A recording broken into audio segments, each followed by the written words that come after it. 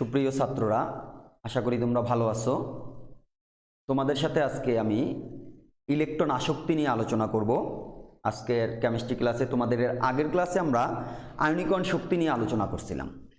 তো তোমরা যদি সে ভিডিওটি দেখে থাকো তাহলে আয়নীকরণ শক্তিতে তোমরা কি দেখছিলে যে আয়নীকরণ শক্তি ছিল কোনো পরমাণুর সর্ববহিস্থ শক্তি স্তর থেকে এক মোল ইলেকট্রনকে অসীম দূরত্বে সরিয়ে এক মোল একক ধনাত্মক আয়নে পরিণত করতে যে পরিমাণ শক্তির প্রয়োজন হয় সেটা ছিল আমাদের আয়নীকরণ শক্তি। ঠিক আমরা যদি এই ঘটনাটার বিপরীত ঘটনা ঘটাতে চাই, দেখো আজকে আমরা ইলেকট্রন আসক্তি নিয়ে তাহলে আলোচনা করি। আমরা আয়নীকরণ শক্তি থেকে যদি শুরু করি, আমাদের একটি পরমাণু মনে করো তুমি এই একটি পরমাণু কোন অবস্থার পরমাণু? গ্যাসীয় পরমাণু। তাহলে গ্যাসীয় একটি পরমাণু তাকে আমি তার সর্ববহিস্থ শক্তি স্তর থেকে এক মোল ইলেকট্রনকে অসীম দূরত্বে সরিয়ে দিব। তাহলে অসীম দূরত্বে সরালে সে গ্যাসীয় অবস্থার এক মোল একক ধনাত্মক আয়নে পরিণত হবে। আর যে ইলেকট্রনটাকে আমি সরিয়ে দিলাম সেই ইলেকট্রনটাকে কোথায় সরিয়ে দিলাম? ইনফিনিটি, অসীম দূরত্বে সরিয়ে দিলাম। তাহলে এই যে আমি ইলেকট্রনটাকে সরিয়ে দিলাম, এই ইলেকট্রনটাকে সরাতে আমাকে কি করতে হলো? বাইরে থেকে শক্তি প্রয়োগ করতে হলো। কেন? কারণ এ পরমাণুর নিউক্লিয়াস ওই ইলেকট্রনকে আকৃষ্ট করেছিল, আকর্ষণ করেছিল। তাহলে সে যত বেশি বলে ইলেকট্রনকে আকর্ষণ করছে, তোমাকে বাইরে থেকে তত বেশি শক্তি প্রয়োগ করতে হয়েছে। এই বাইরে থেকে শক্তি প্রয়োগ করার কারণে আমাদের আয়নাইজেশন পটেনশিয়াল বা আয়নীকরণ শক্তি যেটা আইপি বা আইই ছিল, সেই আইই এর মানটা ছিল কেমন? পজিটিভ মান ছিল আমাদের। কারণ আমরা বাইরে থেকে তাকে শক্তি প্রয়োগের মাধ্যমে এই ঘটনাটা ঘটিয়েছি। বাইরে থেকে শক্তি প্রয়োগের মাধ্যমে যদি কোনো রাসায়নিক বিক্রিয়া ঘটানো হয় তাহলে তার ডেল্টা এইচ এর মান পজিটিভ হয় এবং এটাকে আমরা তাপহারী বিক্রিয়া বলি। ঠিক এই ঘটনার যদি বিপরীত ঘটনা আমরা ঘটাতে চাই, আমরা একটা নিরপেক্ষ পরমাণুর, একটা গ্যাসীয় অবস্থায় নিরপেক্ষ পরমাণুর মধ্যে এক মোল ইলেকট্রনকে প্রবেশ করাবো। এবার এক মোল ইলেকট্রনকে আগের বার আমি কি করেছি? বের করে নিয়ে গেছি। এবার কি করব? এক মোল ইলেকট্রনকে প্রবেশ করব। প্রবেশ করালে সে কি হবে? গ্যাসীয় অবস্থার এক মোল একক ঋণাত্মক আয়নে পরিণত হবে। গ্যাসীয় অবস্থার এক মোল একক ঋণাত্মক আয়নে পরিণত হবে। তাহলে এই যে ইলেকট্রনকে তুমি প্রবেশ করালে, এই ইলেকট্রন কোথায় ছিল? এই ইলেকট্রন ছিল অসীম দূরত্বে। এই ইলেকট্রন ছিল কোথায়? অসীম দূরত্বে। এবার অসীম দূরত্ব থেকে সে কোথায় আসলো? এ পরমাণু কক্ষপথে আসলো। তাহলে ইনফিনিটি থেকে এই ইলেকট্রনকে আমি নিয়ে আসলাম কোথায়? এ পরমাণুর কক্ষপথে। তাহলে এ পরমাণুর কক্ষপথে যে ইলেকট্রন আসলো, ইলেকট্রনটা আমার অসীম দূরত্বে ছিল। তাহলে আমরা ইলেকট্রন আসক্তি মানে কি? আসক্তি মানে হচ্ছে অ্যাট্রাকশন, আকর্ষণ। তাহলে এ পরমাণু যদি ইলেকট্রনকে আকর্ষণ করতে পারে তাহলেই এ পরমাণু ঋণাত্মক আয়নে পরিণত হবে। যে পরমাণু ইলেকট্রনকে যত বেশি বলে আকর্ষণ করবে, সেই পরমাণুর ইলেকট্রন আসক্তির মান তত বেশি হবে, সেই পরমাণুর ইলেকট্রন অ্যাফিনিটির মান তত বেশি হবে। এই ইলেকট্রন অ্যাফিনিটিতে আমরা ই দ্বারা প্রকাশ করতে পারি, ই ডট এ, অথবা আমরা এটাকে প্রকাশ করতে পারি ই of E A, electron affinity, energy of electron affinity. তাহলে আমরা কি বললাম? ইলেকট্রন আসক্তি হচ্ছে ইলেকট্রনের প্রতি আকর্ষণ, ইলেকট্রনের প্রতি আকর্ষণ। আসক্তি মানে আসক্ত। সে কার প্রতি আসক্ত? ইলেকট্রনের প্রতি আসক্ত। যে ব্যক্তি মাদকের প্রতি আসক্ত তাকে কি বলো তুমি? মাদকাসক্ত। মানে কি? মাদক যোগ আসক্ত। তাহলে ইলেকট্রন যোগ আসক্ত মানে ইলেকট্রন আসক্ত, ইলেকট্রনের প্রতি তার আকর্ষণ আছে। তাহলে যে পরমাণুর ইলেকট্রনের প্রতি আকর্ষণ আছে তারাই ইলেকট্রন আসক্তি প্রদর্শন করবে, তাদের ইলেকট্রন অ্যাফিনিটির মান থাকবে। তাহলে আমরা কি বলবো? আমরা বলবো কোনো গ্যাসীয় পরমাণুর সর্ববহিস্থ শক্তি স্তরে অসীম দূরত্ব থেকে এক মোল ইলেকট্রন এনে প্রবেশ করিয়ে গ্যাসীয় অবস্থার এক মোল একক ঋণাত্মক আয়নে পরিণত করতে যে পরিমাণ শক্তি উৎপন্ন হয় বা নির্গত হয় বা উদ্গীরণ হয়, তাহলে ইলেকট্রন আসক্তিতে কি হবে? ইলেকট্রন আসক্তিতে আমাদের শক্তি নির্গত হবে, শক্তি নির্গত হবে। তাহলে আয়নীকরণ শক্তিতে কি ছিল? আয়নীকরণ শক্তিতে আয়নাইজেশন এনার্জি ছিল পজিটিভ, কারণ তুমি বাইরে থেকে শক্তি প্রয়োগ করছিলা। এবার ইলেকট্রন অ্যাফিনিটিতে তাহলে কি হবে? ইলেকট্রন অ্যাফিনিটির মানটা হবে কি? পজিটিভ না নেগেটিভ? অবশ্যই নেগেটিভ হবে। কেন? কারণ এই বিক্রিয়ায় আমি শক্তি পেয়েছি, এই বিক্রিয়ায় শক্তি নির্গত হয়েছে। তাহলে ইলেকট্রন আসক্তি আমরা কাকে বলবো? ইলেকট্রন আসক্তি বলবো গ্যাসীয় অবস্থায় কোনো পরমাণুর সর্ববস্তু শক্তি স্তরে অসীম দূরত্ব থেকে 1 মোল ইলেকট্রন এনে প্রবেশ করিয়ে গ্যাসীয় অবস্থার 1 মোল একক ঋণাত্মক আয়নে পরিণত করতে যে পরিমাণ শক্তি উৎপন্ন হয়, সেই পরিমাণ শক্তিকে বলবো আমরা ইলেকট্রন অ্যাফিনিটি বা ওই ইলেকট্রন আসক্তির মান।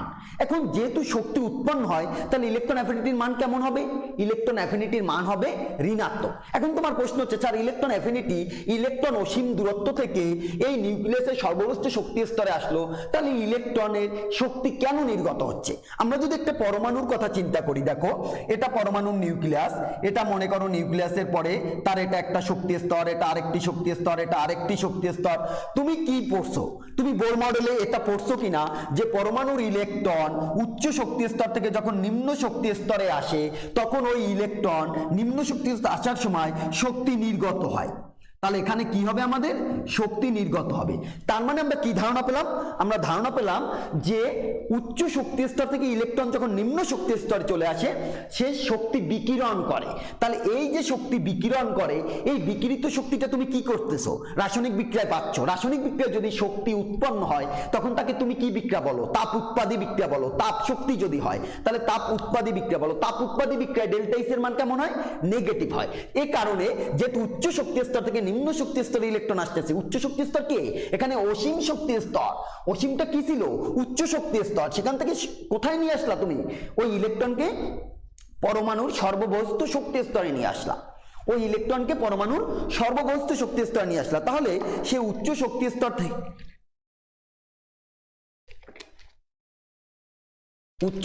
থেকে ইলেকট্রন আমার কি হলো? তাহলে নিম্ন শক্তি স্তরে গমন করলো। এই নিম্ন শক্তি স্তরে গমন করার কারণে শক্তি নির্গত হয়। এই কারণে আমরা বলি ইলেকট্রন অ্যাফিনিটির মানটা অলওয়েজ কি হবে? অলওয়েজ ইলেকট্রন অ্যাফিনিটির মানটা হবে নেগেটিভ। তাহলে আমি ইলেকট্রন আসক্তি কাকে বলবো? আমি ইলেকট্রন আসক্তি বলবো গ্যাসীয় অবস্থায় কোনো পরমাণুর সর্ববস্তু শক্তি স্তরে অসীম দূরত্ব থেকে 1 মোল ইলেকট্রন এনে প্রবেশ করিয়ে গ্যাসীয় অবস্থার 1 মোল একক ঋণাত্মক আয়নে পরিণত করতে যে পরিমাণ শক্তি নির্গত হয় তাকে তার ইলেকট্রন আসক্তি বলে। এখন প্রশ্ন হচ্ছে স্যার ইলেকট্রন আসক্তি কি তাহলে সর্বদা কি আমার ঋণাত্মক হবে? ইলেকট্রন আসক্তি কি সর্বদা ঋণাত্মক হবে? দেখো তাহলে আমরা যদি একটা পরমাণুর কথা চিন্তা করি, মনে করো একটা অক্সিজেন পরমাণু। অক্সিজেন পরমাণু কি করবে? গ্যাসীয় অবস্থায় একটা অক্সিজেন পরমাণুর আমি সর্ববস্তু শক্তি স্তরে 1 মোল ইলেকট্রন প্রবেশ করিয়ে তাকে গ্যাসীয় অবস্থার 1 মোল একক ঋণাত্মক আয়নে পরিণত করতে চাই। তাহলে অক্সিজেন যোগ ইলেকট্রন, কেমন অক্সিজেন? গ্যাসীয় অবস্থার অক্সিজেন। ইলেকট্রন গ্রহণ করে সে কি করবে? ও মাইনাসে পরিণত হবে। কেমন? গ্যাসীয় অবস্থার ও মাইনাস। তাহলে এইখানে এই অক্সিজেন ইলেকট্রন মোল গ্রহণ করার ফলে যে অক্সিজেন ঋণাত্মক আয়নে পরিণত হলো, এই ঋণাত্মক আয়নে পরিণত হওয়ার ক্ষেত্রে সে যে পরিমাণ শক্তি নির্গত করবে সেই পরিমাণ শক্তি হবে তার ইলেকট্রন অ্যাফিনিটি। তাহলে মৌলটি কি একটা ইলেকট্রনই গ্রহণ করবে? সকল মৌল কি একটা ইলেকট্রনই গ্রহণ করবে না। তার নিষ্ক্রিয় গ্যাসের ইলেকট্রনীয় কাঠামো অর্জন করার জন্য যতগুলো ইলেকট্রন গ্রহণ করা দরকার সে ততগুলো গ্রহণ করবে। তাহলে অক্সিজেন কি করবে? অক্সিজেন আরো একটি ইলেকট্রন গ্রহণ করবে। আরেকটি ইলেকট্রন গ্রহণ করার উদ্দেশ্য হচ্ছে তার বহিঃস্থ স্তরের অষ্টক পূর্ণ করা। অষ্টক পূর্ণ করলে সে নিয়নের ইলেকট্রনীয় কাঠামো অর্জন করবে। তাহলে এই ও মাইনাস থেকে সে আরো একটি ইলেকট্রন গ্রহণ করবে। ও মাইনাস যোগ ইলেকট্রন হবে O2 মাইনাস, আরো একটি ইলেকট্রন সে গ্রহণ করলো। তাহলে এটাও হবে ইলেকট্রন অ্যাফিনিটি। তাহলে আগের ইলেকট্রন অ্যাফিনিটিকে যদি আমি ইলেকট্রন অ্যাফিনিটি 1 বলি, এটাকে আমি বলবো 2, ইলেকট্রন অ্যাফিনিটি 2। তোমরা আয়নীকরণ শক্তিতে কি দেখছিলা? আয়নীকরণ শক্তিতে দেখছিলা যে আয়নীকরণ শক্তি প্রথম হতে পারে, দ্বিতীয় হতে পারে, তৃতীয় হতে পারে, চতুর্থ হতে পারে ইত্যাদি। তাহলে ইলেকট্রন অ্যাফিনিটি এভাবে প্রথম, দ্বিতীয়, তৃতীয় ইত্যাদি হতে পারে। এখন দেখো এই অক্সিজেনের ক্ষেত্রে তার প্রথম ইলেকট্রন অ্যাফিনিটির মান পাওয়া যায় -142 কিলোজুল পার মোল। -142 কিলোজুল পার মোল। কিন্তু তার দ্বিতীয় ইলেকট্রন আসক্তির মানটা হয় +844 কিলোজুল পার মোল। তাহলে এবার প্রশ্ন হলো, তাহলে ইলেকট্রন আসক্তি ঋণাত্মক হওয়ার কথা, কিন্তু দ্বিতীয় ইলেকট্রন আসক্তির মান ধনাত্মক কেন? দ্বিতীয় ইলেকট্রন আসক্তির মান ধনাত্মক কেন? তাহলে তুমি চিন্তা করো, একটা ঋণাত্মক আয়ন ও মাইনাস আয়ন, তার কাছে আরেকটি ঋণাত্মক ইলেকট্রন, সে যদি পরস্পরের কাছাকাছি আসে তারা পরস্পরকে বিকর্ষণ করবে কিনা? সমধর্মী চার্জ কুলম্বের সূত্র অনুযায়ী পরস্পর বিকর্ষিত হয় কিনা। যদি সমধর্মী চার্জ কুলম্বের সূত্র অনুযায়ী পরস্পর বিকর্ষিত হয় তাহলে অলরেডি ঋণাত্মক আয়নে চার্জিত একটি আয়নের কাছাকাছি একটি ইলেকট্রন আসতে চাবে না। যেহেতু স্বাচ্ছন্দ্যে সে আসতে চাবে না, তখন তুমি কি করবা, তার উপর শক্তি প্রয়োগ করবা। তাহলে তোমাকে কি করতে হবে, ওই ইলেকট্রনকে যদি ও মাইনাসের বহিস্থ শক্তি স্তরে প্রবেশ করাতে হয় তাহলে তোমাকে বাইরে থেকে শক্তি প্রয়োগ করতে হবে।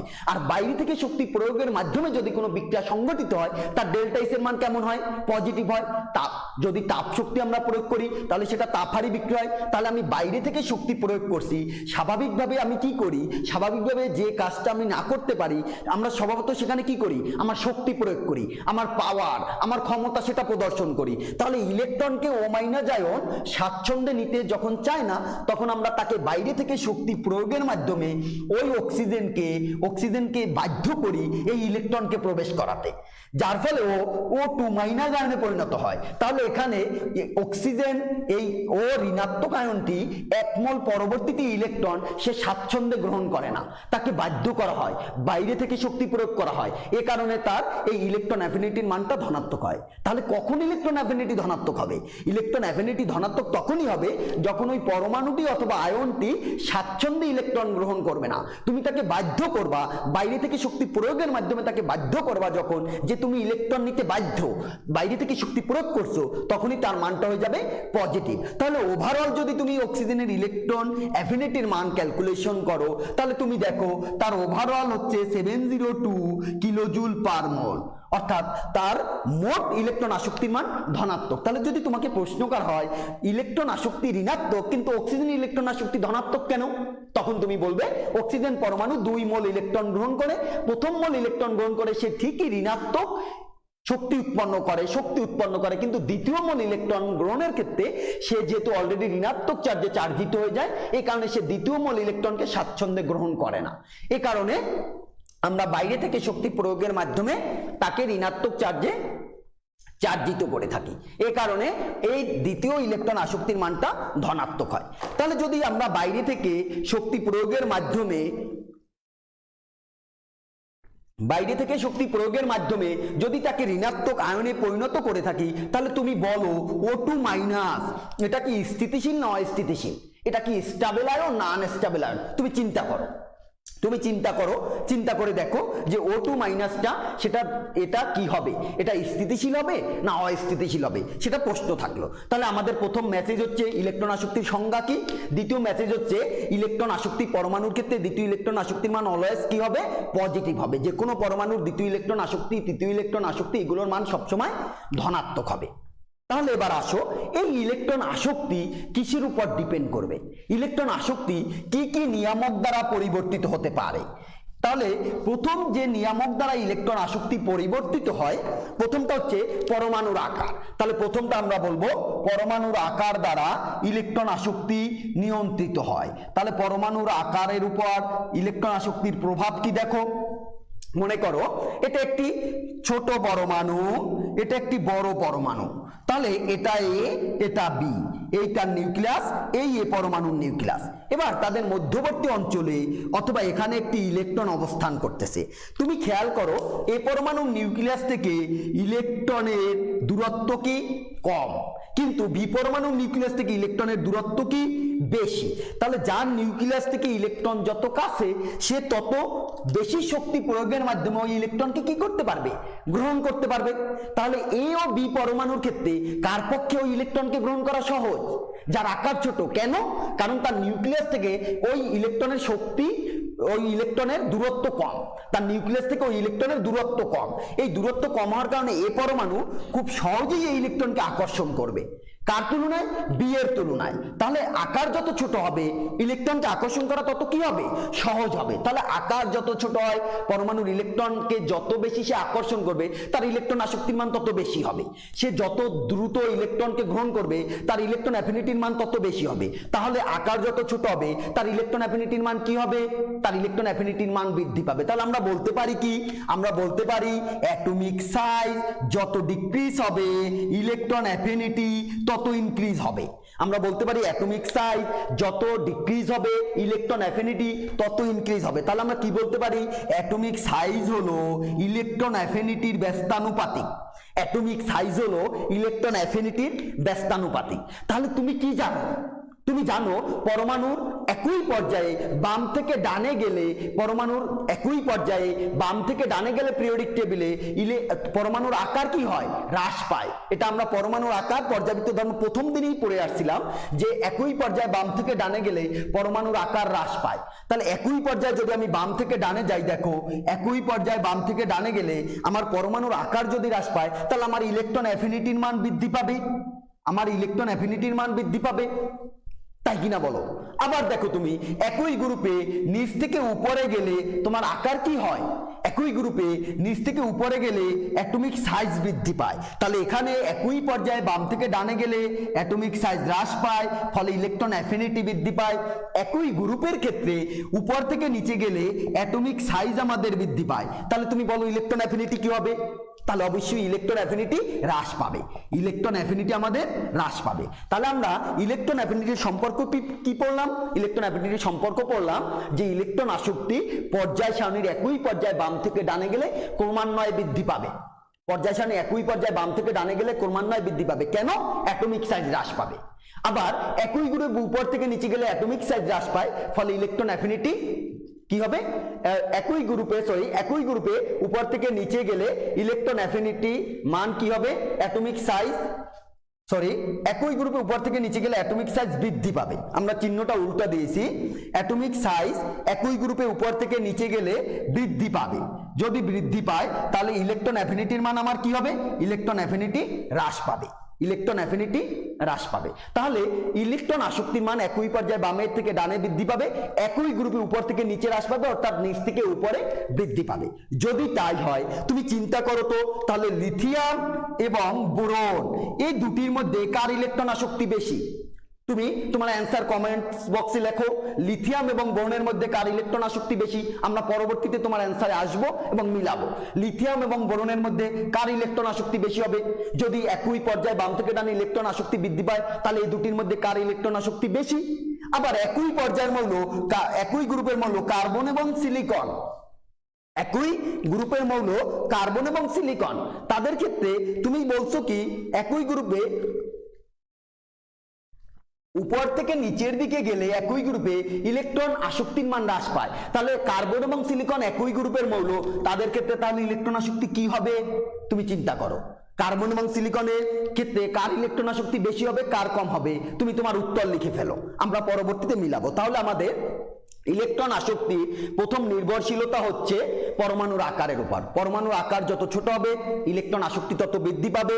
এখান থেকে আমরা কি সিদ্ধান্ত নিলাম? আমরা সিদ্ধান্ত নিলাম একই পর্যায়ে বাম থেকে ডানে গেলে পরমাণুর আকার হ্রাস পায়, ইলেকট্রন অ্যাফিনিটি বৃদ্ধি পায়। একই গ্রুপে উপর থেকে নিচে গেলে পরমাণুর আকার বৃদ্ধি পায়, ইলেকট্রন অ্যাফিনিটি হ্রাস পায়। এটা প্রথমটা। দ্বিতীয় হচ্ছে নিউক্লিয়ার চার্জ। আমার দ্বিতীয় পয়েন্ট হবে নিউক্লিয়ার চার্জ। নিউক্লিয়ার চার্জ বা নিউক্লিয়ার আধান, কোন পরমাণুর নিউক্লিয়ার চার্জ যত বৃদ্ধি পাবে, দ্বিতীয় পয়েন্ট আমি লিখে নেই, নিউক্লিয়ার চার্জ বা নিউক্লিয়ার আধান, নিউক্লিয়ার চার্জ, তাহলে নিউক্লিয়ার চার্জ যত বৃদ্ধি পাবে পরমাণুর ক্ষেত্রে তত কি হবে? সহজ হবে আকর্ষণ করা। মনে করো এটি হচ্ছে সোডিয়াম পরমাণু, এটি সোডিয়াম, এটি হচ্ছে ক্লোরিন পরমাণু। এবার তুমি চিন্তা করো সোডিয়াম এবং ক্লোরিন তাদের একটি ইলেকট্রনকে তারা আকর্ষণ করতে চায়, তাহলে সোডিয়ামও কি করবে? সোডিয়ামও এই ইলেকট্রনকে আকর্ষণ করবে, ক্লোরিনও এই ইলেকট্রনকে আকর্ষণ করবে।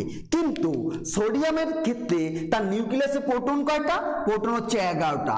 ক্লোরিনের ক্ষেত্রে তার প্রোটন কয়টা? তার প্রোটন হচ্ছে 17টা। 11টা প্রোটন এবং 17টা প্রোটনের মধ্যে কার ক্ষমতা বেশি, কার শক্তি বেশি? অবশ্যই 17টা প্রোটনের ক্ষমতা বেশি। তার মানে তার নিউক্লিয়াসে আধানের পরিমাণ বেশি। কার নিউক্লিয়াসে আধানের পরিমাণ বেশি? ক্লোরিনের নিউক্লিয়াসে আধানের পরিমাণ বেশি। তাহলে ও 17 প্রোটন বিশিষ্ট নিউক্লিয়াস ইলেকট্রনকে যে বলে আকর্ষণ করতে পারবে, সোডিয়ামের 11 প্রোটন বিশিষ্ট নিউক্লিয়াস ওই ইলেকট্রনকে তত বেশি বলে আকর্ষণ করতে পারবে না। তাহলে আমরা কি পেলাম? আমরা পেলাম যে সোডিয়ামের থেকে ক্লোরিনের ইলেকট্রন অ্যাফিনিটির মান তাহলে কি হবে? বেশি হবে। কেন? কারণ তার নিউক্লিয়ার চার্জ বেশি, নিউক্লিয়ার আধান বেশি। তাহলে আমরা কি বলতে পারি? আমরা বলতে পারি নিউক্লিয়ার চার্জ NC হচ্ছে ইলেকট্রন অ্যাফিনিটির সমানুপাতিক। নিউক্লিয়ার চার্জ ইলেকট্রন অ্যাফিনিটির সমানুপাতিক। নিউক্লিয়ার চার্জ যত বৃদ্ধি পাবে ইলেকট্রন অ্যাফিনিটির মান তত বৃদ্ধি পাবে। নিউক্লিয়ার চার্জ যত বৃদ্ধি পাবে ইলেকট্রন অ্যাফিনিটির মান তত বৃদ্ধি পাবে। তৃতীয় পয়েন্ট হচ্ছে আমাদের, আসো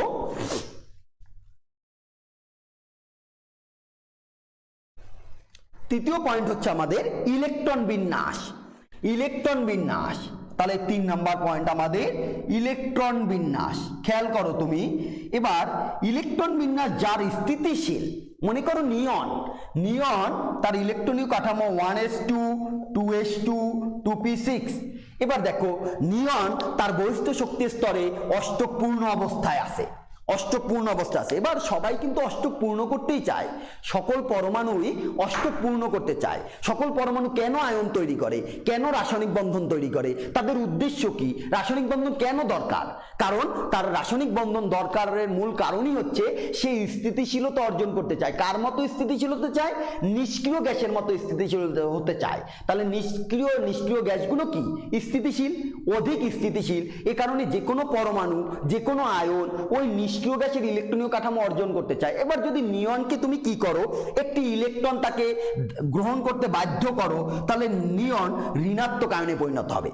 নিয়ন যদি ঋণাত্মক আয়নে পরিণত হয় তাহলে তার ইলেকট্রনীয় কাঠামোটা কি হয় দেখো, 1s2 2s2 2p6 3s1। তাহলে সে আগে স্থিতিশীল ছিল না এই মুহূর্তে সে বেশি স্থিতিশীল? আগে স্থিতিশীল ছিল না এই মুহূর্তে সে বেশি স্থিতিশীল? আগে অবশ্যই সে স্থিতিশীল ছিল। তাহলে আগে যদি সে স্থিতিশীল থাকে তাহলে সে সেই জায়গা থেকে স্বাচ্ছন্দ্যে একটি ইলেকট্রনকে গ্রহণ করে সে কি অস্থিতিশীল অবস্থায় যাবে? প্রশ্নই ওঠে না।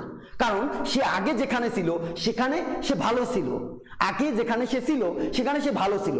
সে জায়গা পরিবর্তন করবে, তার নিজের রূপ পরিবর্তন করবে কখন? যখন সে দেখবে যে আমি যে জায়গায় আছি তার থেকে ওইখানে গেলে কি হবে, আমার সুবিধা বেশি হবে। তুমি বর্তমান সমাজে কি দেখো, যখন সরকারি দল, যে দল ক্ষমতায় থাকে সেই দল বিপরীত দলের লোক এসে কি করে, তারা যোগদান করে। কেন করে? উদ্দেশ্য কি? উদ্দেশ্য হচ্ছে যে আমি যে জায়গায় আসি, যে পার্টি করতাম ক্ষমতায় নেই, ক্ষমতাসীন দলে যদি যাই আমি, তাহলে সেখানে বেশি সুযোগ সুবিধা পাবো, আমি সেখানে বেশি স্বাচ্ছন্দ্যে স্থিতিশীল ভাবে থাকতে পারবো। তুমি মনে করো লোকাল বাসে যখন তুমি যাতায়াত করো তখন কি দেখতে পাও, লোকাল বাসের শেষের দিকের সিটে যারা বসে থাকে, যেই সামনে একটা সিট ফাঁকা হয় ওই প্যাসেঞ্জার দ্রুত উঠে গিয়ে ওই সিটটায় বসে পড়ে। কেন? কারণ ওই প্যাসেঞ্জার মনে করতেছে যে তার পিছনের সিটে সে স্বাচ্ছন্দ্য বোধ করতেছে না, সে আরাম পাচ্ছে না। এ কারণে যখনই সামনের সিট ফাঁকা হয় সাথে সাথে সে উঠে গিয়ে ওই সিটটা দখল করে বা ওই সিটটায় বসে পড়ে। তাহলে নিয়ন সে যে অবস্থায় ছিল সে অবস্থায় খুব শান্তিতেই ছিল, তাহলে সে কি করবে না, অশান্তির মধ্যে যাবে না, সে স্বাচ্ছন্দ্যে ইলেকট্রন গ্রহণ করবে না। তাহলে ও যদি স্বাচ্ছন্দ্যে ইলেকট্রন গ্রহণ না করে, ওকে যদি তুমি ইলেকট্রন গ্রহণ করাতে চাও তাহলে কি করতে হবে, তোমাকে বাইরে থেকে শক্তি প্রয়োগ করতে হবে, বাইরে থেকে ক্ষমতা প্রদর্শন করতে হবে।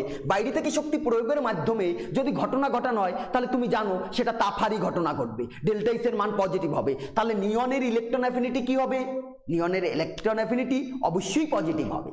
নিয়নের ইলেকট্রন অ্যাফিনিটি অবশ্যই পজিটিভ হবে, তবে কেউ কেউ এটাকে জিরো বলে থাকেন। তাহলে নিষ্ক্রিয় গ্যাসগুলোর ইলেকট্রন আসক্তির মান 0 অথবা ধনাত্মক। কেন? কারণ তার সবচেয়ে স্থিতিশীল ইলেকট্রনীয় কাঠামো অবস্থায় সে আবদ্ধ আছে, সবচেয়ে স্থিতিশীল ইলেকট্রনীয় কাঠামো অর্জন করে সে অবস্থান করতেছে। কাজেই সে আর কি চাবে না, সে জায়গা থেকে বের হয়ে অন্য জায়গায় অস্থিতিশীল জায়গায় যেতে চায় না। তাহলে নিয়নের ইলেকট্রন অ্যাফিনিটির মান পজিটিভ।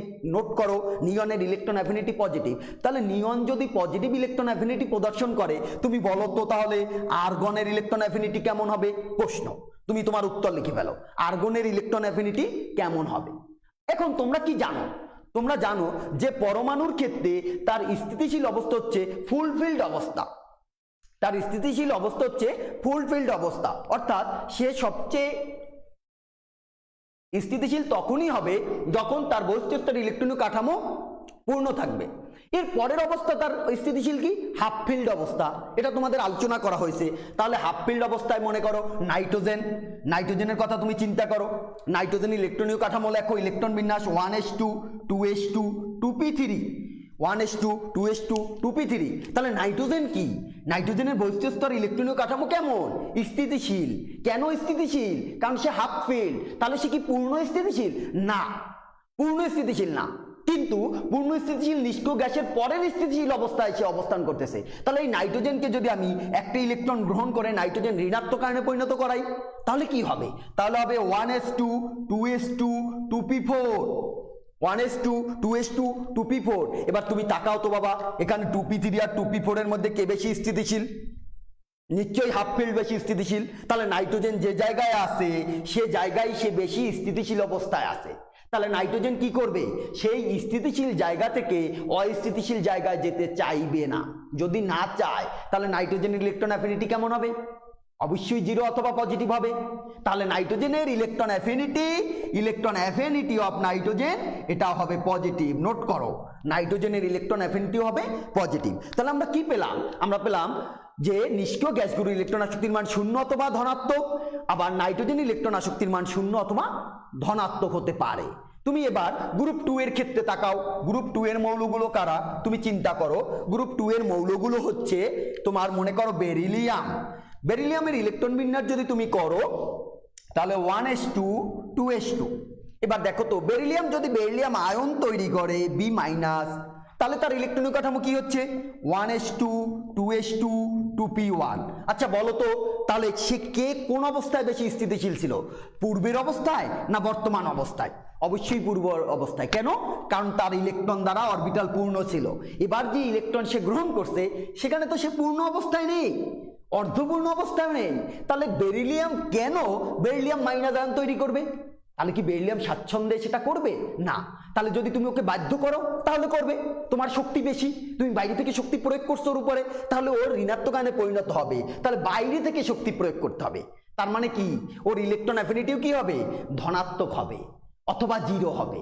ওর ইলেকট্রন অ্যাফিনিটি ধনাত্মক হবে অথবা জিরো হবে। তাহলে একই গ্রুপের মৌল ম্যাগনেসিয়ামের ইলেকট্রন অ্যাফিনিটি কেমন হবে? তোমার উত্তর কি? তুমি লিখে ফেলো। ম্যাগনেসিয়ামের ইলেকট্রন অ্যাফিনিটি কেমন হবে? তাহলে ধনাত্মক, জিরো অথবা ঋণাত্মক।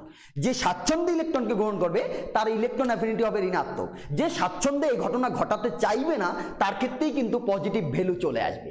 বাইরে থেকে তার ক্ষেত্রে শক্তি প্রয়োগ করতে হবে। তাহলে আমরা এখানে কি দেখতে পেলাম?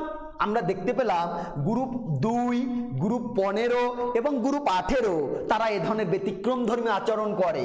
কারা কারা? গ্রুপ 2, কারা? গ্রুপ 15, আর কারা? গ্রুপ 18। তারা কি করে? এই ইলেকট্রন আসক্তির ক্ষেত্রে ধনাত্মক ফলাফল বা জিরো বেশি প্রদর্শিত করে। এই গ্রুপ 15 এবং গ্রুপ 2 এর সবাই করে না, তাদের মধ্যে কেউ কেউ করে, কিন্তু গ্রুপ 18 এর নিষ্ক্রিয় গ্যাসগুলোর সবাই তারা ধনাত্মক বা জিরো তোমার ইলেকট্রন আসক্তির মান প্রদর্শন করে। তাহলে আমরা ইলেকট্রন আসক্তি যেসব বিষয়ের উপর নির্ভরশীল বলছিলাম সেই বিষয়গুলোর প্রথমটা বলছিলাম পরমাণুর আকার, দ্বিতীয়টা বলছিলাম নিউক্লিয়ার চার্জ, তৃতীয়টা বললাম ইলেকট্রন বিন্যাস। তাহলে ইলেকট্রন বিন্যাসেরটা যদি আমি আবার বলি তাহলে বলবো যার ইলেকট্রন বিন্যাস যত বেশি স্থিতিশীল সে তত ইলেকট্রনকে গ্রহণ করতে অনাগ্রহী হয়, ইলেকট্রনকে গ্রহণ করতে চায় না। এ কারণে তার ইলেকট্রন আসক্তির মান জিরো অথবা ধনাত্মক হবে। চতুর্থ পয়েন্টটা হচ্ছে আমাদের যোজ্যতা স্তরের ইলেকট্রন ঘনত্ব। যোজ্যতা স্তরের ইলেকট্রন ঘনত্ব। তাহলে তুমি নোট রাখো, গ্রুপ 2, গ্রুপ 15, গ্রুপ 18 এরা ব্যতিক্রমধর্মী আচরণ করে। গ্রুপ 2, 15, 18 এরা ব্যতিক্রমধর্মী আচরণ করে। 4 নম্বর পয়েন্ট বলছি আমরা যোজ্যতা স্তরের ইলেকট্রন ঘনত্ব। যোজ্যতা স্তরের ইলেকট্রন ঘনত্ব।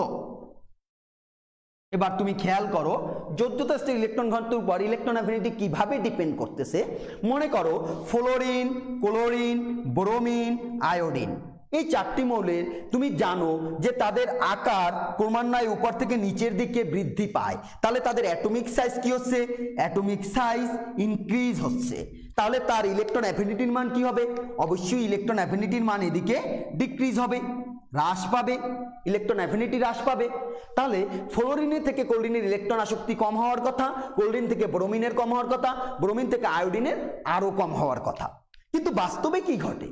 বাস্তবে ঘটে ফ্লোরিন যখন ফ্লোরাইড আয়ন তৈরি করে, দেখো 1s2 2s2 2p5। এবার যখন ফ্লোরাইড আয়ন তৈরি করলো 1s2 2s2 2p6। একইভাবে ক্লোরিন পরমাণু 1s2 2s2 2p6 3s2 3p5 যখন ক্লোরাইড আয়ন তৈরি করলো সে 1s2 2s2 2p6 3s2 3p6 তৈরি করলো। এখন অতিরিক্ত যে একটা ইলেকট্রন সে গ্রহণ করলো সেই ইলেকট্রনটাকে সে দ্বিতীয় শক্তি স্তরে জায়গা দিয়েছে। ক্লোরিন পরমাণু যে অতিরিক্ত ইলেকট্রনটা গ্রহণ করলো সেটাকে সে তৃতীয় শক্তি স্তরে জায়গা দিয়েছে। এখন ওর দ্বিতীয় শক্তি স্তরে ইলেকট্রন আগে থেকে কয়টা ছিল? ছিল 7টা। একটা গ্রহণ করার পরে কয়টা হলো? 8টা। ওর তৃতীয় শক্তি স্তরে আগে থেকে ইলেকট্রন কয়টা ছিল? 7টা। এবার একটা গ্রহণ করার পরে কত হলো? 8টা।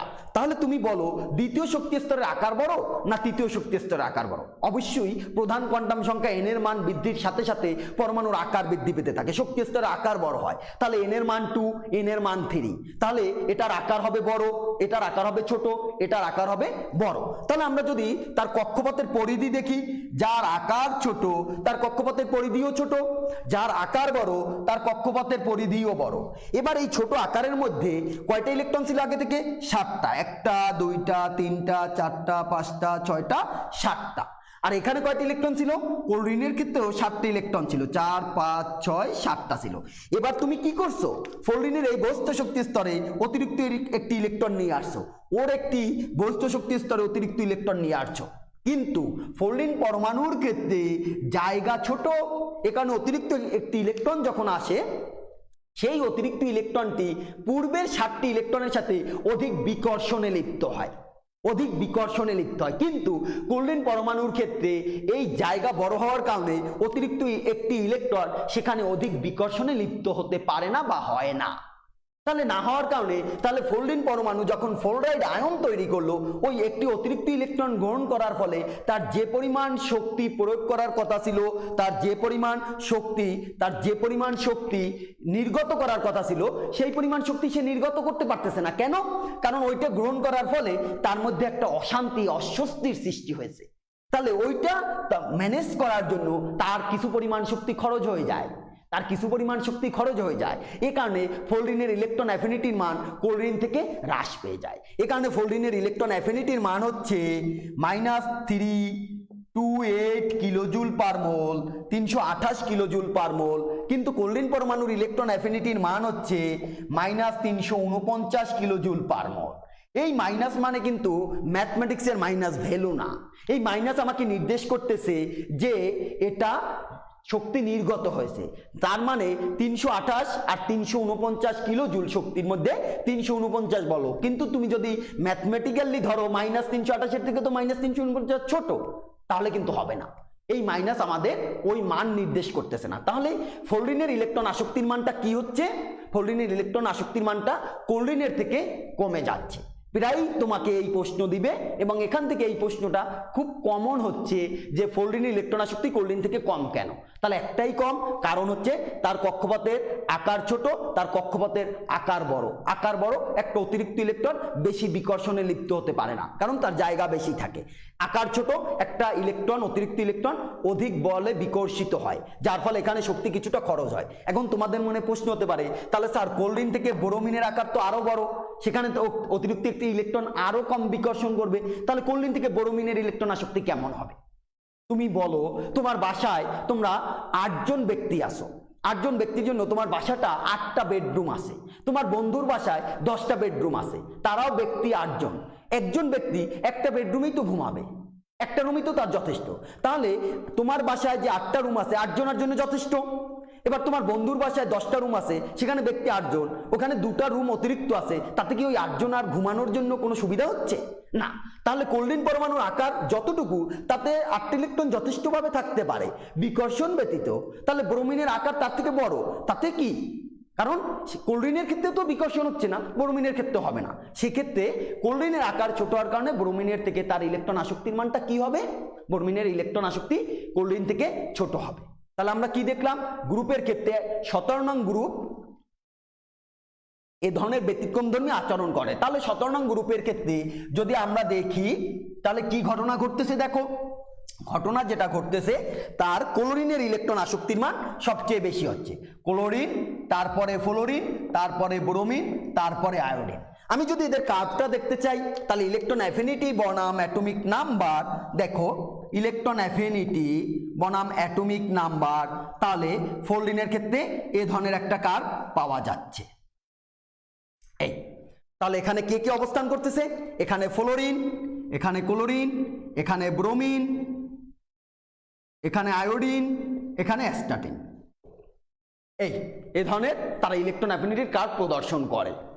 তাহলে ফ্লোরিন ক্লোরিনের ক্ষেত্রে গ্রুপ 17 ক্ষেত্রে এই ধরনের ব্যতিক্রম আচরণ হয়। তাহলে তুমি চিন্তা করো তো, এর পাশের গ্রুপ 16 গ্রুপে অক্সিজেন এবং সালফার, এর মধ্যে কার ইলেকট্রন আসক্তির মান বেশি হবে? তুমি চিন্তা করতে থাকো, আমি পরবর্তীতে তোমার উত্তরে আসবো, তোমার উত্তর তুমি জানিয়ে দাও অক্সিজেন এবং সালফারের মধ্যে কার ইলেকট্রন আসক্তির মান বেশি হবে, কার কম হবে। তাহলে আমরা এই 4টা পয়েন্ট পড়বো ইলেকট্রন আসক্তির জন্য। প্রথমটা হচ্ছে পরমাণুর আকার, দ্বিতীয়টা হচ্ছে তার নিউক্লিয়ার চার্জ, তৃতীয়টা হচ্ছে তার ইলেকট্রন বিন্যাস, চতুর্থটা হচ্ছে যোজ্যতা স্তরের ইলেকট্রন ঘনত্ব। এই 4টি ফ্যাক্টর দ্বারা ইলেকট্রন আসক্তি কি হয়? এই 4টি ফ্যাক্টর দ্বারা ইলেকট্রন আসক্তি পরিবর্তিত হয় বা নিয়ন্ত্রিত হয়, নিয়ন্ত্রিত হয়। এই হচ্ছে আমাদের ইলেকট্রন আসক্তি। তাহলে ইলেকট্রন আসক্তির জন্য আমি একটু সাম আপ করি। তাহলে তার সংজ্ঞাটা পড়বো আমরা, সংজ্ঞার পরে দ্বিতীয় ইলেকট্রন আসক্তি কেন ধনাত্মক সেটা পড়বো, সেটা পড়ার পরে আমরা এরপরে ইলেকট্রন আসক্তি যে পয়েন্টগুলোর উপর নির্ভরশীল সেটা পড়বো। এখন আমি তোমাদের সামনে কিছু ব্যাখ্যামূলক প্রশ্ন নিয়ে আসি। দেখো, ইলেকট্রন আসক্তি আমরা কি বলছি? আমরা বলছি যে ইলেকট্রন আসক্তি একই পর্যায়ে বাম থেকে ডানে গেলে বৃদ্ধি পাবে। তাহলে আমি যদি দ্বিতীয় পর্যায়ের মৌল ধরি, লিথিয়াম, লিথিয়ামের পরে বেরিলিয়াম, বেরিলিয়ামের পরে boron, carbon, nitrogen, oxygen, fluorine, neon, এই তো। তাহলে তুমি কি বলছিলা? তুমি বলছিলা ইলেকট্রন অ্যাফিনিটি বাম থেকে ডানে গেলে বৃদ্ধি পায়। তাহলে কেমন হওয়ার কথা ছিল ইলেকট্রন অ্যাফিনিটি? বাম থেকে ডানে ক্রমান্বয়ে বৃদ্ধি পাবে, কিন্তু একটু পরেই গিয়ে তুমি আবার কি বলছো? ইলেকট্রন বিন্যাসের উপর ইলেকট্রন অ্যাফিনিটি নির্ভর করে। তাহলে হওয়ার কথা ছিল আমার এটা এক্সপেরিমেন্টালি হওয়ার কথা ছিল, কিন্তু এটা হওয়ার কথা ছিল, কিন্তু এক্সপেরিমেন্টালি বা বাস্তবে কি দেখা যায়? বাস্তবে যেটা দেখা যায় যে নিয়নের ইলেকট্রন আসক্তি ধনাত্মক, সে ইলেকট্রন গ্রহণ করতে চায় না। নাইট্রোজেনের ইলেকট্রন আসক্তি ধনাত্মক, সেও গ্রহণ করতে চায় না। Full filled, half filled. বেরিলিয়ামের ইলেকট্রন বিন্যাস ফুলফিল্ড, সেও গ্রহণ করতে চায় না। সেই বাস্তব প্রেক্ষাপটে দেখা যায় যে এদের ক্ষেত্রে ইলেকট্রন আসক্তির ক্ষেত্রে দেখা যায় নিয়নের ইলেকট্রন আসক্তি সবচেয়ে কম হবে, তারপরে হবে নাইট্রোজেন, তারপরে হবে বেরিলিয়াম। তাহলে নিয়ন, তারপরে নাইট্রোজেন, তারপরে বেরিলিয়াম, এই তিনটার ইলেকট্রন আসক্তি সবচেয়ে কম। তাহলে কে থাকে? লিথিয়াম, লিথিয়ামের পরে বোরন, বোরনের পরে কার্বন, কার্বনের পরে অক্সিজেন, তারপরে ফ্লোরিন। কিন্তু তুমি খেয়াল করো লিথিয়াম কি করে?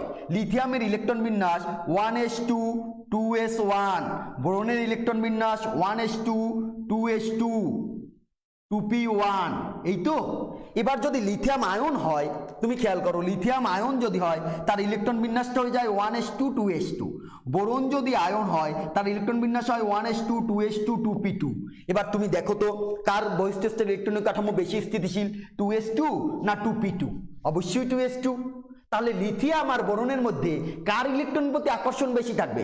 লিথিয়াম যদি একটা ইলেকট্রন গ্রহণ করতে পারে তাহলেই সে কি করতে পারতেছে? তার বহিঃস্থ স্তরের ইলেকট্রনীয় কাঠামো ফুলফিল করতে পারতেছে, অরবিটাল।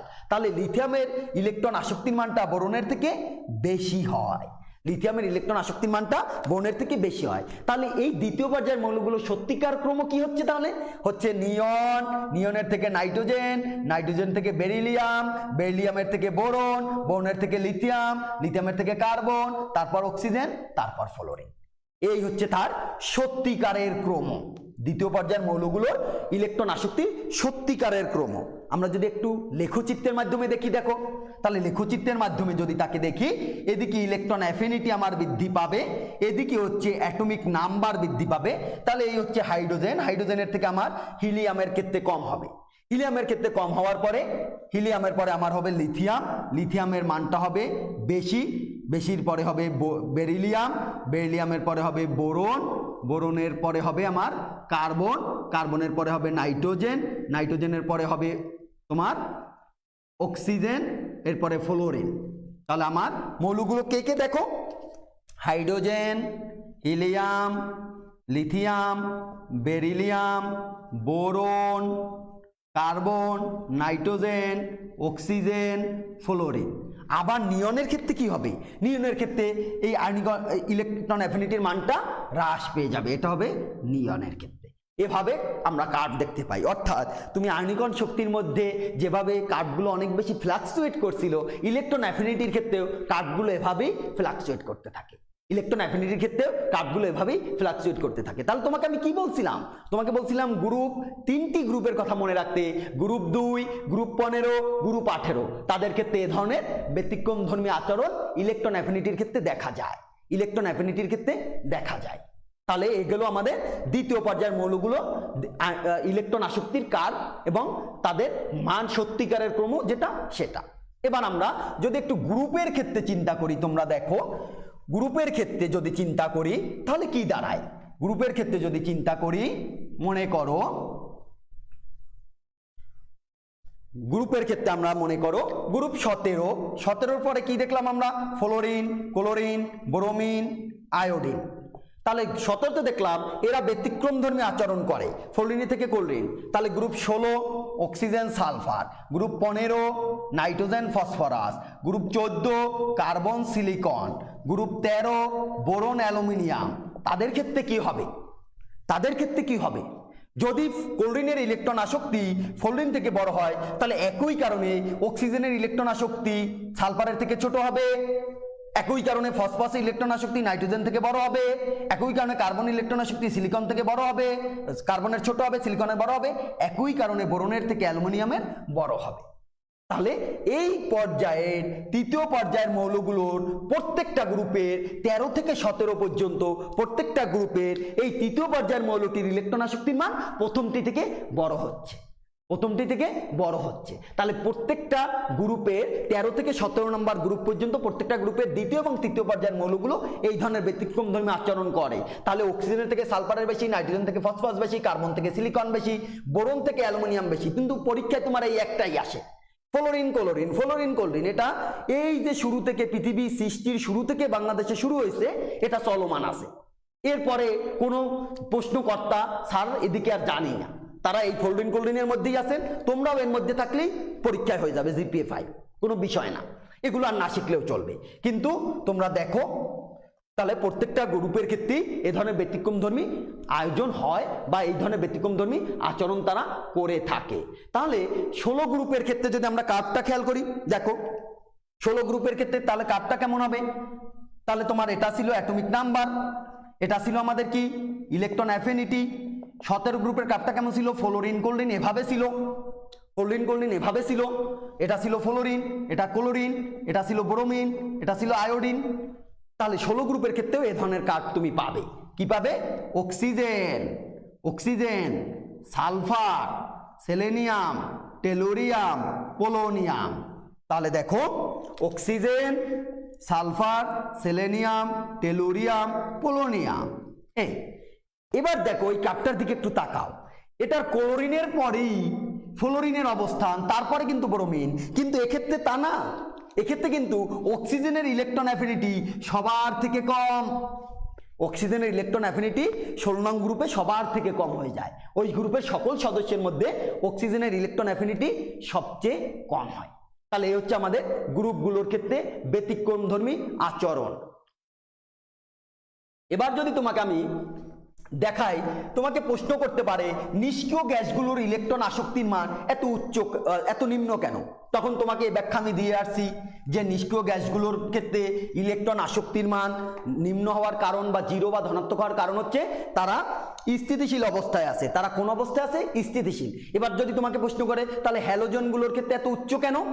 যদি তোমাকে প্রশ্ন করে ক্ষার ধাতুগুলোর ক্ষেত্রে এত নিম্ন কেন ইলেকট্রন আসক্তি? তাহলে দেখো নিষ্ক্রিয় গ্যাস আমার 18 নং গ্রুপ, এ হচ্ছে আমার নিষ্ক্রিয় গ্যাস। তাহলে এর পাশে আছে কে? 17 হ্যালোজেন, তার পাশে আছে চ্যালকোজেন, তার পাশে আছে নিক্টোজেন। তাহলে এটা হচ্ছে নাইট্রোজেন পরিবার, অক্সিজেন পরিবার, ফ্লোরিন পরিবার। এবার এটা হচ্ছে নিষ্ক্রিয় গ্যাস। নিষ্ক্রিয় গ্যাসের পরে কে আছে? তোমার পিরিয়ডিক টেবিলের ডান দিকে কেউ নাই, তার মানে গ্রুপ 1 আছে। গ্রুপ 1 ক্ষার ধাতু, এটা হচ্ছে মৃৎ ক্ষার ধাতু। গ্রুপ 2, গ্রুপ 2 হচ্ছে মৃৎ ক্ষার ধাতু। এবার সকল মৌলগুলো কি করতে চায়? সকল মৌলগুলো ওর মতো হতে চায়, নিষ্ক্রিয় গ্যাসের মতো হতে চায়। বাবা মা কি বলে? বাবা মা বলে পাশের বাসার যে ছেলেটি খুব ভদ্র, সবসময় কথায় কথায় তোমাকে কথা বলবে, ওর মতো হও, দেখো কত ভদ্র, কত শান্ত, কত সুন্দর লেখাপড়া করে। তাহলে সবাই এই ভদ্র শান্ত এর মতো হতে চায়। কারা? পিরিয়ডিক টেবিলে যত মৌল আছে সবাই।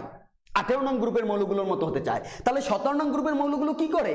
17 নং গ্রুপের মৌলগুলো মাত্র একটি ইলেকট্রন হলেই সে 18 নং গ্রুপের দিকে ধাবিত হতে পারে, মাত্র একটি ইলেকট্রন। তাহলে এই একটি ইলেকট্রনের প্রতি তার তীব্র আকাঙ্ক্ষা থাকে। নার্ভাস 99 ক্রিকেট খেলায় কি হয়, যখন 99 রান থাকে তখন ব্যাটসম্যানের মধ্যে একটা খুব তাড়া থাকে যে একটা মাত্র রান হলেই আমার সেঞ্চুরি হয়ে যায়, একটা মাত্র রান। কিন্তু সে যখন 70-80-তে থাকে তখন কিন্তু তার মধ্যে একটা রানের অত আক্ষেপ থাকে না, কিন্তু 99 যখন হয় তখন একটা রানের খুব আক্ষেপ তার মধ্যে। ঠিক একইভাবে হ্যালোজেনগুলোরও একটা ইলেকট্রনের প্রতি খুব আগ্রহ, এই কারণে তাদের ইলেকট্রন আসক্তির মানটা অনেক বেশি হয়। এবার 16 গ্রুপ তারা 2টো ইলেকট্রন গ্রহণ করে ওর দিকে ধাবিত হয়। 15 গ্রুপ তারা 3টি ইলেকট্রন গ্রহণ করে ওর দিকে ধাবিত হয়। তাহলে এদের পক্ষে ইলেকট্রন দানের থেকে গ্রহণ করা সহজ, এ কারণে তারা ইলেকট্রন গ্রহণ করে 18 নং গ্রুপের দিকে সহজেই ধাবিত হতে পারে, সহজেই ধাবিত হতে পারে। কিন্তু তুমি দেখো গ্রুপ 1-এর ক্ষেত্রে 1 থেকে যদি সে 18-তে আসতে চায় সে একটা দান করলেই 18-তে আসতে পারে। গ্রুপ 2 সে 2টো ইলেকট্রন মাত্র দান করলেই 18-তে আসতে পারে। এই কারণে তাদের মধ্যে দান করা সহজ, তাদের দান করা সহজ আর ওদের গ্রহণ করা সহজ, গ্রহণ করা সহজ। তাহলে এই জন্য এরা সর্বদা ধনাত্মক আয়নে পরিণত হয়, এরা সর্বদা ঋণাত্মক আয়নে পরিণত হয়। আর এই ধনাত্মক আর ঋণাত্মক যখন বন্ধন তৈরি করে তখনই আয়নিক বন্ধন সৃষ্টি হয়। তাহলে কাদের মধ্যে আয়নিক বন্ধন হবে? যারা সহজেই ধনাত্মক আয়নে চার্জিত হতে পারবে। ধনাত্মক আয়নে চার্জিত হওয়া মানে কি? যাদের আয়নিকণ শক্তির মান কম। ঋণাত্মক আয়নে চার্জিত হওয়া মানে কি? যাদের আয়নিকণ শক্তির মান খুব বেশি, যাদের যাদের তোমার ইলেকট্রন অ্যাফিনিটির মান খুব বেশি।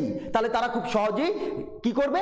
ইলেকট্রনকে গ্রহণ করবে, খুব সহজেই ইলেকট্রনকে গ্রহণ করবে। আর ও কি করবে? সহজেই ইলেকট্রনকে দান করতে পারে। তাহলে তোমাকে যদি প্রশ্ন করে যে ইলেকট্রন অ্যাফিনিটির মান এটার কম কেন, এটার বেশি কেন, তুমি এই ব্যাখ্যা দিয়ে দিবে, নিষ্ক্রিয় গ্যাসকে রেখে এই ব্যাখ্যাটা প্রদর্শন করবে। এরপরে তোমাকে আমি প্রশ্ন করছিলাম বেরিলিয়ামের ক্ষেত্রে এবং ম্যাগনেসিয়ামের ক্ষেত্রে। ম্যাগনেসিয়াম তাহলে কি হবে? ম্যাগনেসিয়ামের ইলেকট্রন অ্যাফিনিটির মানও তাহলে বেরিলিয়ামের মতো হবে, কারণ বেরিলিয়ামের ইলেকট্রন বিন্যাস ওর ইলেকট্রন বিন্যাস একই রকম। বেরিলিয়ামের ইলেকট্রন বিন্যাস ওর ইলেকট্রন বিন্যাস একই রকম। তাহলে আর্গনের ক্ষেত্রে নিয়ন এবং আর্গন ওরাও তাহলে একই ঘটনা ঘটাবে, তাদের ইলেকট্রন অ্যাফিনিটির মান কি হবে? পজিটিভ হবে, ইলেকট্রন অ্যাফিনিটির মানটা পজিটিভ হবে। তাহলে তুমি আমাকে বলবে ম্যাঙ্গানিজ, জিঙ্ক এদের ইলেকট্রন অ্যাফিনিটির মান কেমন হবে? জিঙ্ক তার ইলেকট্রন অ্যাফিনিটি কেমন হবে? জিঙ্ক 30, আর্গনের পরে কত থাকে? 3d10 4s2। জিঙ্ক কি স্থিতিশীল অবস্থায় আছে না অস্থিতিশীল? অবশ্যই স্থিতিশীল। 4s2 3d10, তাহলে জিঙ্ক কি সহজে ঋণাত্মক আয়নে পরিণত হবে? হবে না। তাহলে জিঙ্কের ইলেকট্রন অ্যাফিনিটি কি হবে?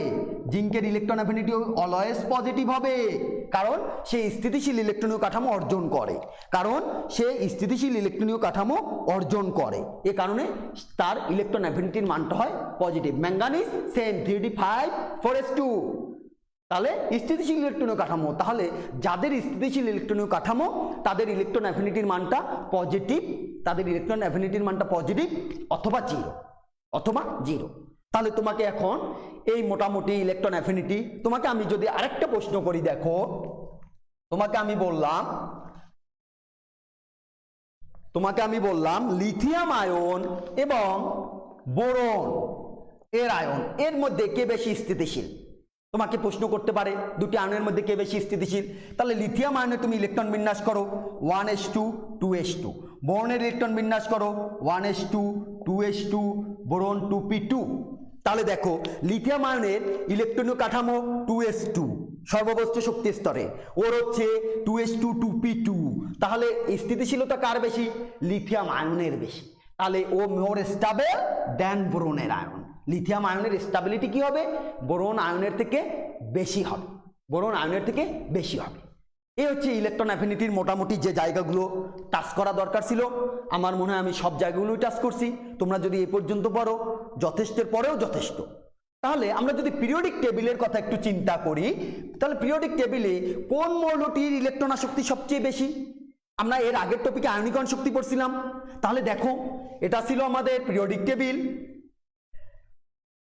এটা ছিল পিরিয়ডিক টেবিল। পিরিয়ডিক টেবিলে আমাদের আয়নীকরণ শক্তি কি হয়েছিল? আই এদিকে বৃদ্ধি পেয়েছিল। একই গ্রুপের ক্ষেত্রে কি হয়েছিল? একই গ্রুপের ক্ষেত্রে নিচ থেকে উপরে আই বৃদ্ধি পেয়েছিল, তাই তো?